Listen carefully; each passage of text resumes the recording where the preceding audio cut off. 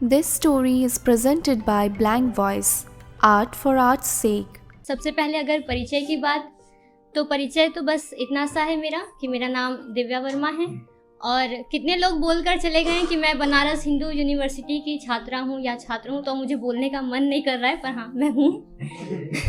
तो मैं BA second year की स्टूडेंट हूँ और मन में ये सब जो इमोशनल लोचा चल रहा है उसका इलाज साइकोलॉजी की किताबों में ढूंढ रही हूँ।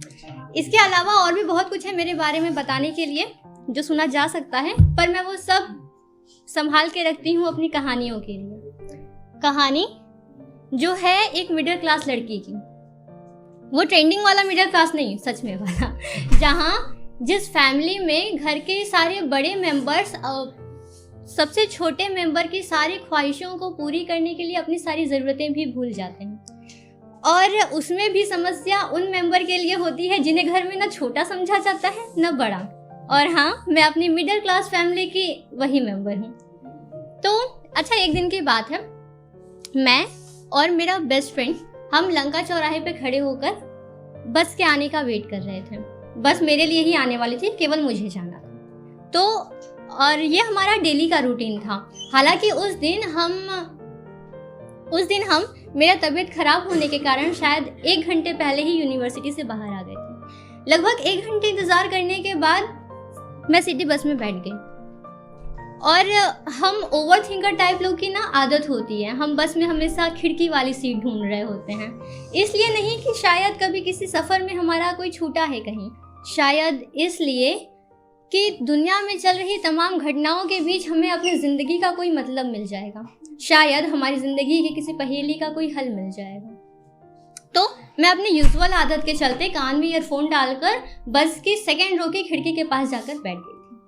बस चलना शुरू हुई, कंडक्टर ने टिकट काटना शुरू किया और कैंट रेलवे स्टेशन, कैंट के लिए टिकट बनवाते वक्त मैंने पहली बार उसे देखा।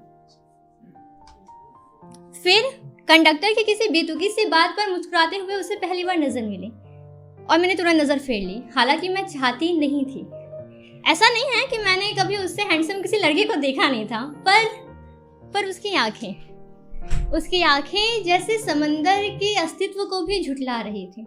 उसकी आंखें जैसे आंखों में पूरे आसमान को कैद किए बैठी थी। तो अब आगे का सफर खिड़की के बाहर वाले आकाश और उसकी आंखों के भीतर वाले आकाश के बीच तुलनात्मक अध्ययन में ही कटने वाला था। मैं कभी खिड़की के बाहर देखती, कभी उसे, और ऐसे ही दोनों आकाशों के बीच तैरते हुए मैं अचानक से जमीन पे आ गिरी, जब एक सिग्नल पे बस के रुकने पर एक छोटी 6-7 साल की बच्ची अपने हाथ में वो लंबी वाली पेन लेकर मेरी खिड़की के पास खड़ी थी। वो कैसी दिख रही थी, उसने क्या पहना हुआ था, ये मुझे बताने की ज़रूरत नहीं है। मुझे वो पेन लेना नहीं था क्योंकि मुझे पता है वो जितनी लंबी दिखती है उतनी लंबी चलती नहीं है। पर मुझे कुछ याद आया और मैंने अपने बैग से 2 टॉफ़ी निकालकर उसकी ओर बढ़ा दिया और यकीन मानो उस लंबी वाली पेन से भी ज़्यादा लंबी वाली स्माइल थी उसके चेहरे पर। सिग्नल रेड थी तो मैं उसे देखती रही। वो लड़की डिवाइडर के एक स्लैब पर जाकर बैठ गई और उसने एक टॉफ़ी खोलकर मुंह में डाल दिया। इतने में उसकी माँ उसके पास आ गई तो उसने दूसरी टॉफ़ी बड़े ही प्यार से मुस्कुराते हुए उनकी ओर बढ़ा दिया। उस दिन मैंने सीखा कि अधिकता ना हमें छीनना सिखाती हैं, जबकि कमियां बांटना।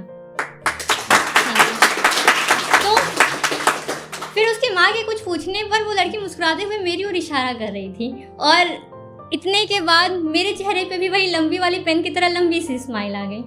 और इस बार फिर ऐसे ही मुस्कुराते हुए दूसरी बार उससे नज़र मिली और मैंने फिर से नज़र फेर ली।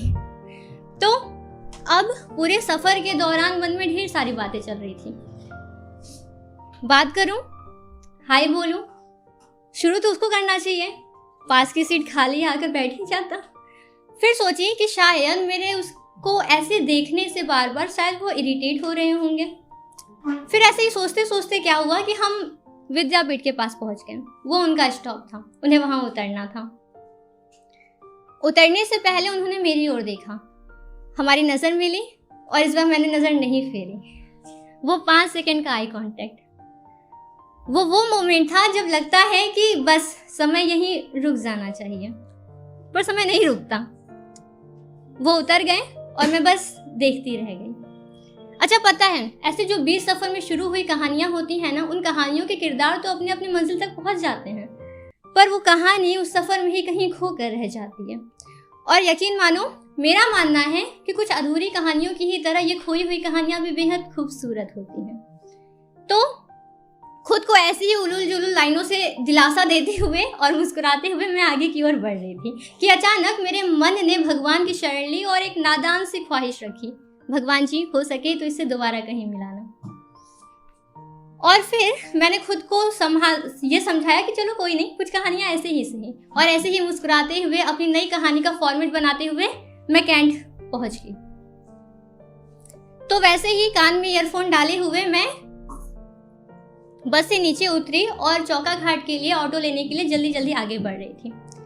वो गाना है ना, रंगी सारी गुलाबी चुनरिया, उसके लाइनों को समझने की कोशिश करते हुए मैं आगे बढ़ी ही थी कि मुहे मारे नजरिया सावरिया वाली लाइन पर मुझे वो शख्स सामने दिखा। वही आंखें, और इस बार वो आंखें मुझे देख रही थी। ईयरफोन में चल रहे सारे गाने गायब हो गए, मुझे कुछ भी सुनाई नहीं दे रहा था और बस जाकिर खान की वो लाइन याद आ रही थी जहाँ उन्होंने कहा है कि पता है कभी कभी ना बड़ी बड़ी बातें बोल देनी चाहिए, भगवान सुन रहा होता है, हम जैसा कहते हैं वैसा हो जाता है, और इसे ही तथास्तु कहते हैं। Thank you.